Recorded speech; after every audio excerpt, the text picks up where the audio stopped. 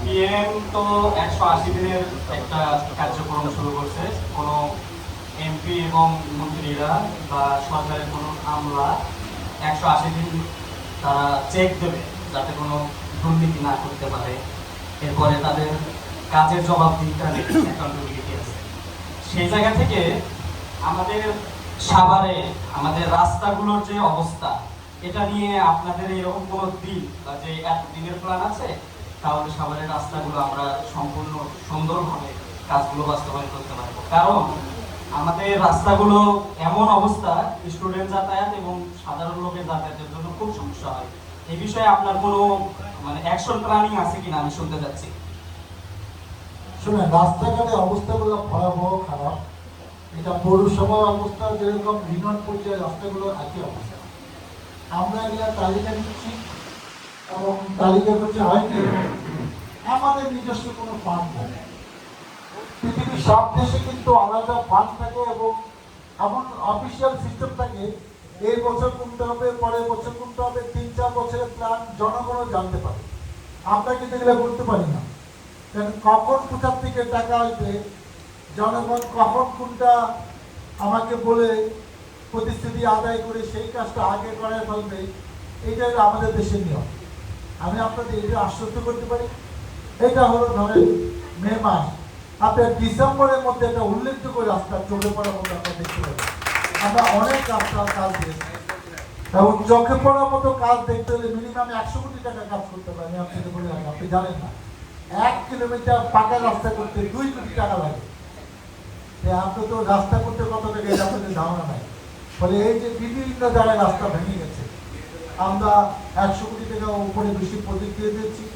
আমরা আশা করছি যে ডিসেম্বরের মধ্যে 100 কোটি না হলেও 70-80 কোটি টাকা আমরা কাজ করবো এবং চোখে পড়ার মতো উন্নয়ন আমরা দেখতে পাবো ইনশাআল্লাহ, আমি আশাবাদী। 2002 সালে সাভার পাবলিক স্কুল প্রতিষ্ঠা হয়েছিল। ওই ওপেনিং সেরিমনিতে আপনি উপস্থিত ছিলেন। ওপেনিং সেরিমনির চিফ গেস্ট আপনি ছিলেন।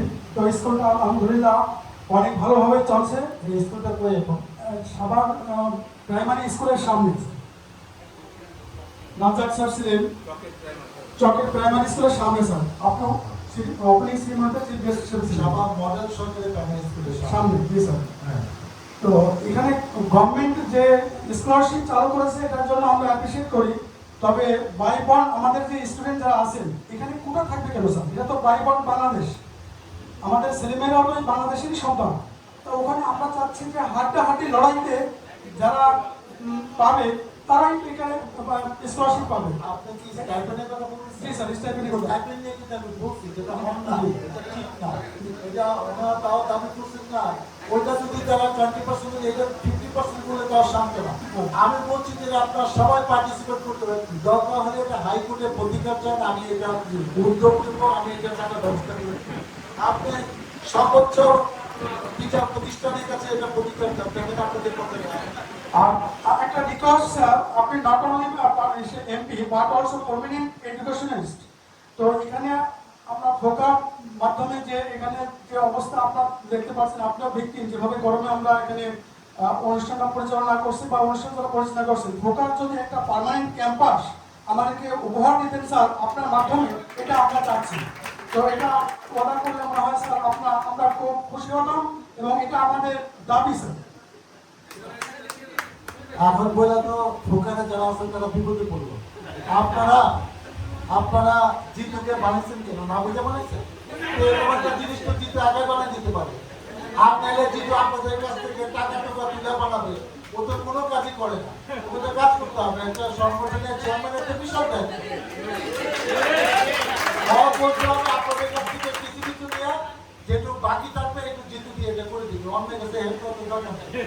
আর জিতু যদি পারে আমার কাছ থেকেও কিছু নেবে, কিন্তু সেটা চাই না। শোনেন, এই যে আপনারা আজকে সুন্দর ট্রেনিং আয়োজন করছেন, আমার কাছে আমার একটা টাকাও লাগে নাই। আপনারা আয়োজন করছেন, আমাকে দাওয়াত দিচ্ছেন, আমি আসছি। আপনারা আরো আয়োজন করেন, আমাকে দাওয়াত দিবেন, আমি আসবো, সমস্যা নেই। দ্বিতীয় হলো, আপনি যেটা বলছেন, আসলে নিয়মটা হওয়া উচিত যে এখন থেকে প্রাইমারি স্কুলে 2 কিলোমিটারের মধ্যে নতুন করে আর যেহেতু সরকার এটা বলে ফেলছে, আমি এটিওকে বলবো যে এই ব্যাপারটা সহানুভূতির দৃষ্টিতে দেখতে এবং নিজে যেন গভর্নমেন্টকে রেখে দেয় যে এটা মানে এটাকে কনসিডার করেই যেন পরবর্তী সিদ্ধান্তগুলো নেওয়া হয় এবং এই ব্যাপারটা যথাযথ কর্তৃপক্ষের সাথে আমি সময় মতো আলাপ করবো, আমি আপনাদের কথা বলবো। ওখানে ভিড় থাকবে না, ওখানে ভালো স্যার নরমাল ভাঙা মানে নরমাল ইট ইট ইট পাথর এরকম টাইপের প্রবলেম। মানে কোথেকে কই আবার বলতে স্যার কালিয়াকোর স্যার এটা হচ্ছে যে আমাদের কালিয়াকোর যে আলিয়া মাদ্রাসা না ওখান থেকে ওই যে আপনার হালিমের দোকান এখানে দুইটা ভাঙা আছে স্যার। স্যার আমি গত বছর এখানে স্যার এখানে গত বছর আমি নিজের উদ্যোগে আমাদের কালিয়াকুরে আলিয়া মাদ্রাসা থেকে ওই হালিমের দোকান তার এই মাসে দুইটা আর কোন দাম হালিমের দোকান মানে কালিয়াকুড়ি? জি জি জি জলিল বেকারি বা আমার আইডিয়াল স্কুল। কত ফিট হবে আমরা মানে? স্যার দুইখানে একখানে হবে যে 30 ফিটের মতো আর একখানে হবে যে 20 ফিটের মতো। এটা কি ঢালাই লাগবে মানে জি জি জি জি জি জি জি স্যার। স্যার আমি গত বছর আমার নিজের উদ্যোগে আমাদের ওখানে যে আমাদের শাহজাহান ভাই আছে জাহিদুল আছে ওদের কাছ থেকে কিছু নিয়ে আমি শাড়ি ফলাইছিলাম 12 গাড়ি ওই খোয়া ফলাইছিলাম ওটা করে দেওয়ার জন্য মানে ফলাই দিয়েছিলাম। এখন বর্তমানে হয়তো চলতে আছে স্যার কিন্তু আমি নির্বাচন আগে প্রতিশ্রুতি দিয়েছিলাম, নির্বাচনের পরে চেষ্টা করেছি, এটা ওইভাবে আমি পারতেছি না কারণ এটা যাদের যাদের শেল্টারে হয় তারা নির্দিষ্ট শেল্টার দিচ্ছে, আগে ওপেনলি রাস্তা বিক্রি হতো, এখন গোপনে বিক্রি হয়। এটা যদি বলেন যে এটা আগে আর এখন তোমাদের পার্থক্য হয়তো 10% কমছে কি 20% কিন্তু কমে না। এটা নিয়ে আমি চিন্তা করছি, আমি আপনাদের এটা মাদকের এখন মেইন জায়গা হলো সেই এই বক্তাপুর বেঁধে পড়া, ওখানে একটা পুলিশ ক্যাম্প বসানো আমি চেষ্টা করতেছি, তাহলে আপনাদের এই ওই জায়গাটা হয়তো একটু কম বেশি আপনাদের কমবে, কিন্তু অপেক্ষা করে নিজের পরে একটা ক্যাম্প বসবে, তখন দেখবেন যে এটা একটু সহনীয় পর্যায়ে কমে যাবে।